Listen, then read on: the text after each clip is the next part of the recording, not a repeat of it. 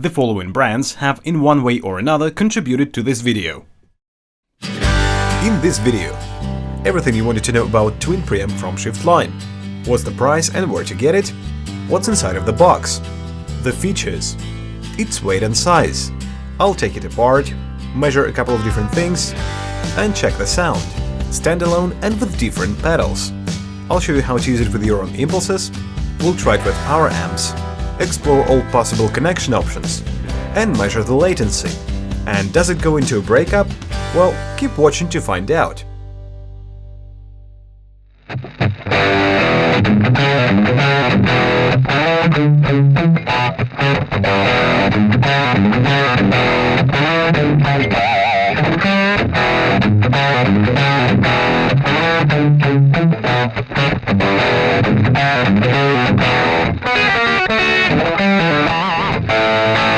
Hey everyone, my name is Max, welcome to my channel, and in this video we're gonna take a very close look at Twin MkIIIS, a tube preamp with built-in impulse response based cabinet simulation from Shift Line.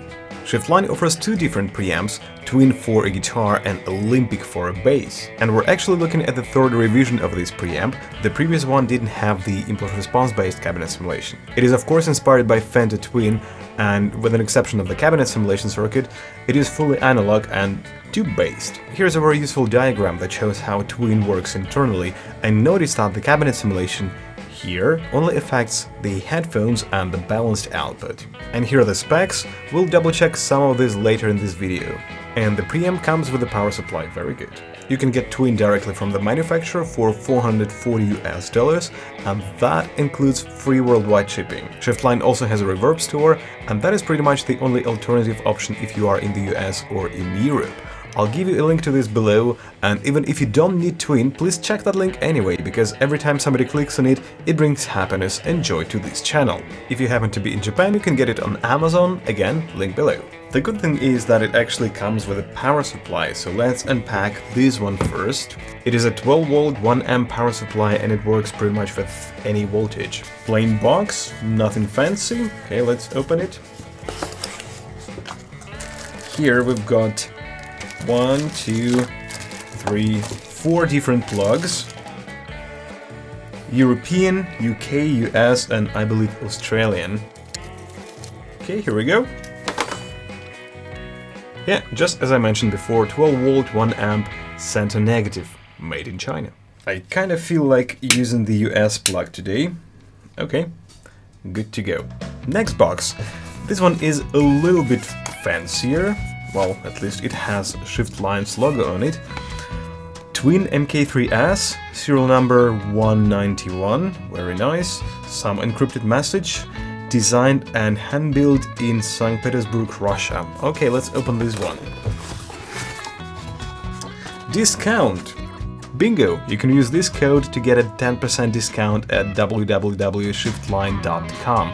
I believe this is a one-time offer, so hurry! Contacts and social network accounts. Astronaut. I actually have this pedal and it is absolutely awesome. I'll show it to you in some other videos someday soon.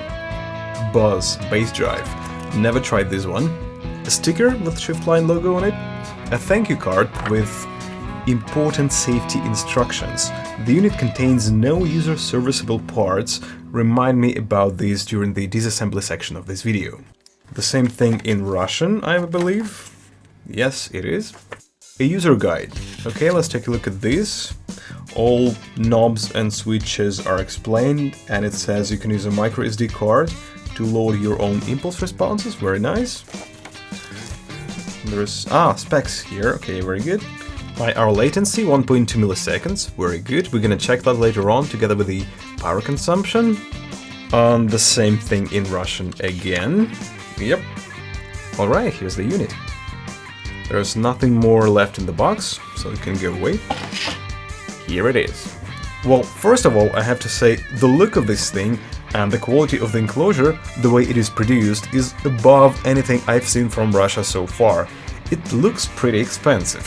On the front, it has gain, volume and master controls together with 3-band EQ, and there are 3 switches. This one is for the high end, such as you can boost or attenuate it a little bit. This is the ground lift switch, and this one switches between two different cabinets or disables the cabinet simulation entirely. On the front there are ventilation holes and you can see the tube inside of the preamp. There's nothing on the right. On the left, we've got auxiliary input, headphones output, XLR output, micro SD card slot to load your own impulse responses, and a power supply connector. On the back, you'll find guitar input, 3 output, effects loop, send and return, and main output. Do not open when power jack is plugged in, that's a good advice, and it needs 650 milliamps, we'll check that later on. Okay, let's put Twin on the scale. That would be 530 gram, or this much in pounds. Here are the exact dimensions. And here is how it compares to some other pedals. As you know, on this channel I take things apart, such as if you're curious about what's inside, you can just watch my video and you don't need to do that yourself. So please don't try that at home, it may be dangerous and also will void the warranty. But if you need to, let's say, change the tube, and need to open the unit, at least unplug the power. Okay, let's go. Beautiful. SMD components, revision 4.4. Okay, so to change the tube, you only need to remove this part here, and then you can just pull it out and put a new one in there somehow. Patience. You have to go really slow. Okay, we're good. So what do we have here? 12AX7 tongue sole, made in Russia. Look at this. This is actually a spring contact to the enclosure, and there's an unfinished spot for that on the cover. It lines up. Okay, now I can take the beast out of its shell. Or I can try at least. I think I got the first part out. Yeah, there are contacts there. It is a sandwich board, yeah.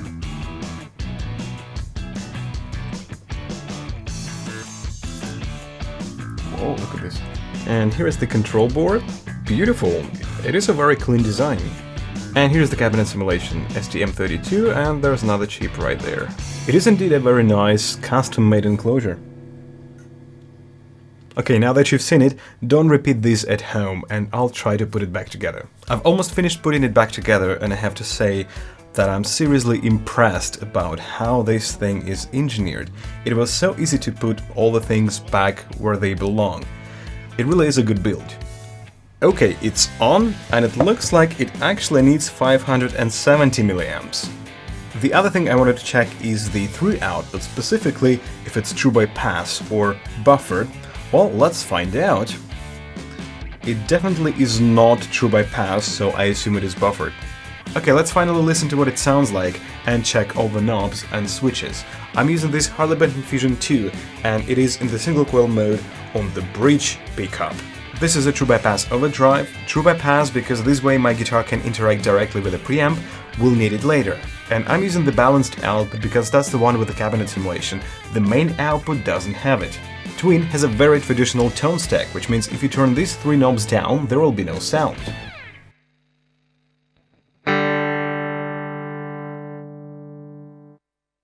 Now let's check them one by one.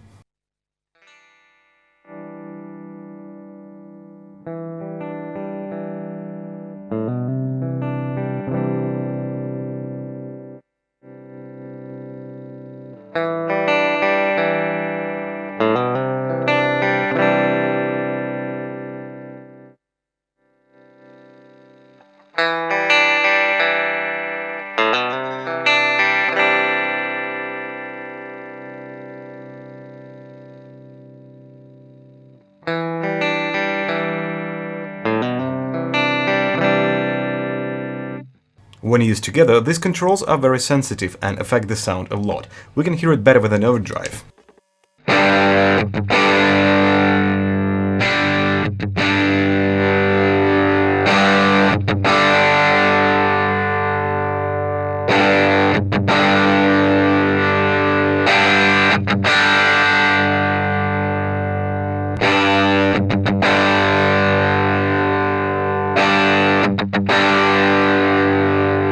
The extra brightness switch can add some additional sparkle to the sound or remove some if there is too much.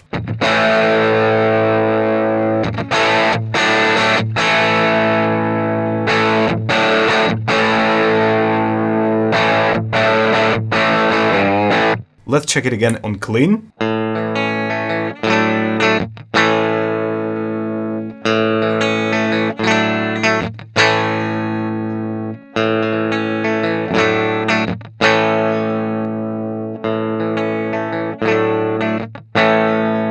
The middle switch can help with hum if there is a ground loop. In the middle position, the ground is lifted, and in the upper position, it activates an additional filter. Well, I don't have any ground loops here, and I don't have any hum problems, so it doesn't really do much in my case. For the left switch, you can pick one of two different cabinets, A or B, and in the middle position, the cabinet simulation is disabled. Here is what they all sound like.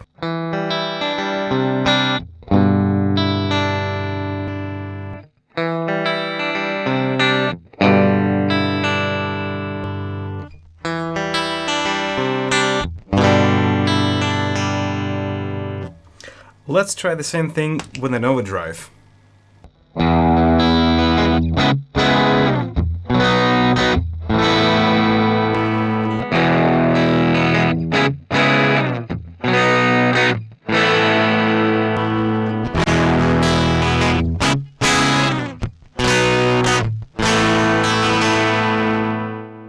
It doesn't really sound good without a cabinet simulation, does it?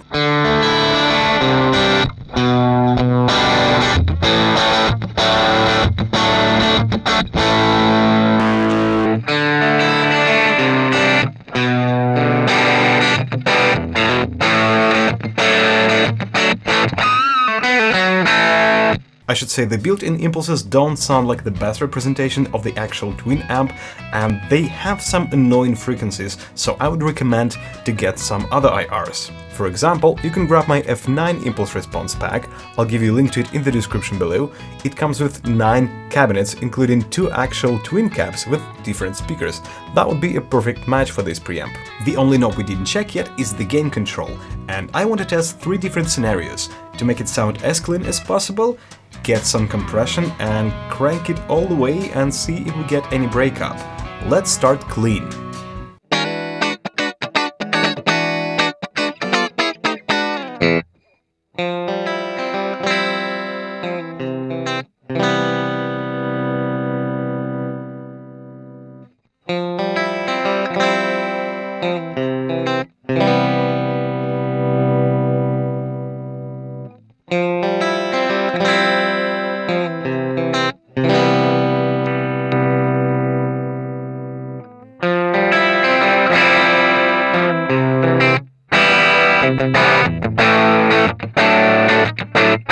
At the end I switched into the humbucker mode, and yeah, with the higher output pickups you can push Twin to a breakup. Does Twin take pedals well? Is it a good pedal platform?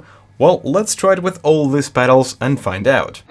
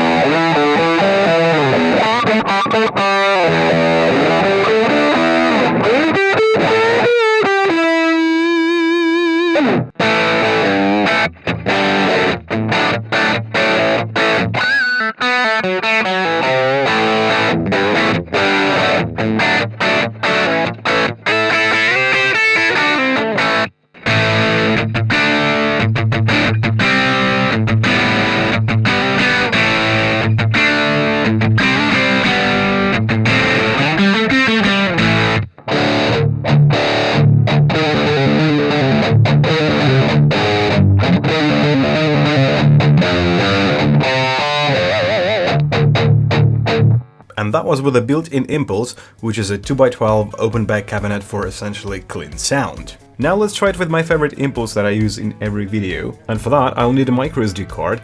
It does need to be empty, but it has to be formatted into FAT32. If you watched my video on Capzone LE, you already know the drill, because these two units technically share the same cabinet simulation circuit, and there's a link to the video if you haven't seen it yet. Insert the microSD card into the slot and power up the unit. That will create all necessary folders on the SD card and make a backup of the built-in impulses. Now you can unplug the power and pull out the card. Here's the folder that was created.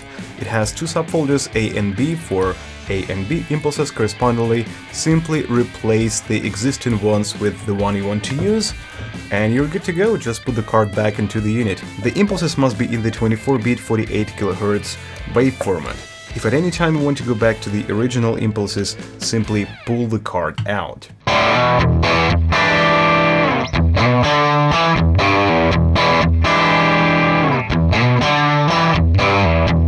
Yeah, that sounds like home.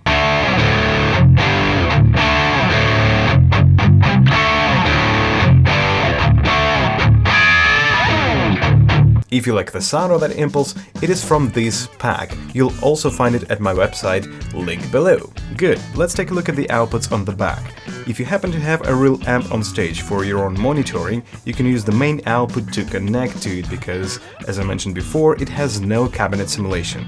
The output volume is then controlled by the master knob. So yes, you have two independent volume controls, one for the front of the house and another one for your stage sound, which means you can make yourself louder without annoying the sound guy. The effects loop is good for modulation and time-based effects like delay or reverb, and the effect is going to be everywhere, on the XLR, on the headphones output, and on the main output. You could also go main output, reverb, your amp on stage. From the sound perspective, it's going to be the same, but whatever goes to the front of the house through the XLR cable stays dry and has no reverb on it. Just another option. Well, I have my reverb in the effects loop, and let's check what Twin sounds like connected to different power amps. The first one is going to be Russ of Black Space amp. It comes with 6 V6 tubes, and it has the power amp input right here on the front panel. Number 2 is the Angle Iron Ball with EL84. Number 3, Black Spirit 200 from Hughes & Kettner, which is a solid-state amp. And the last one is Orange Tiny Terror with EL84 tubes. It was modified and now has a power amp input on the back. Amps are connected to a switcher right here, which goes into torpedo reload and then torpedo cap amp.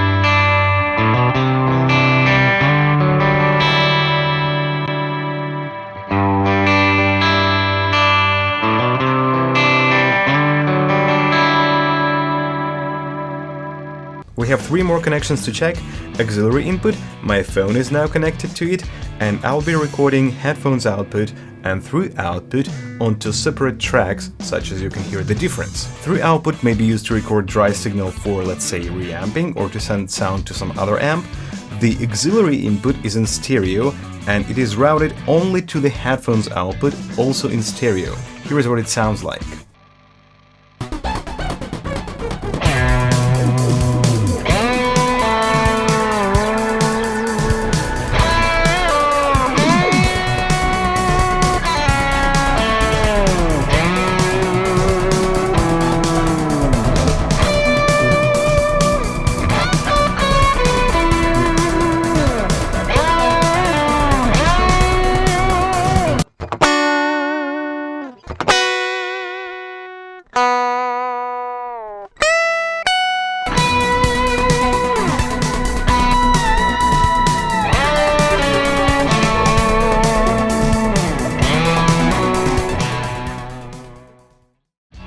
Okay, let's measure the latency.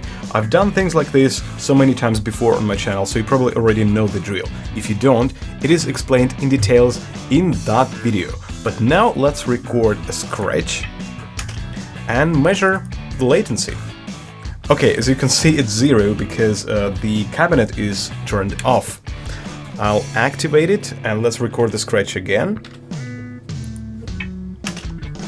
Okay, that looks better. That is 55 samples, which makes 1.15 milliseconds. That's even better than those 1.2 mentioned at the official website. Very good.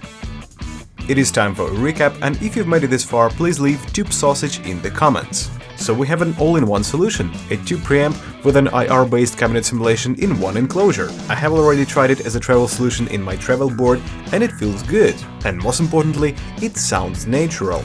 Speaking of pros and cons, it makes a good pedal platform. Pair it with an overdrive or a distortion pedal, and you can do the whole show just with those two.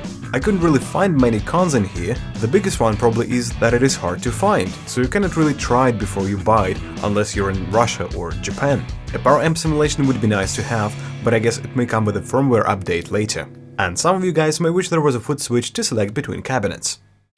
Wow, you've made it to the end of this video, and I'm very happy about that, because first I can say thanks, and second, not many people make it this far. It would be really great to hear back from you in the comments below, not necessarily about the topic of the video, but just, you know, to say hi, for example. If for some reason you like what I do here on this channel and want to support me, there's Patreon, I'll give you a link to that in the description below, and other than that, subscribe or don't subscribe, whatever you feel like. That's it for now, and I'll see you in the next video someday soon.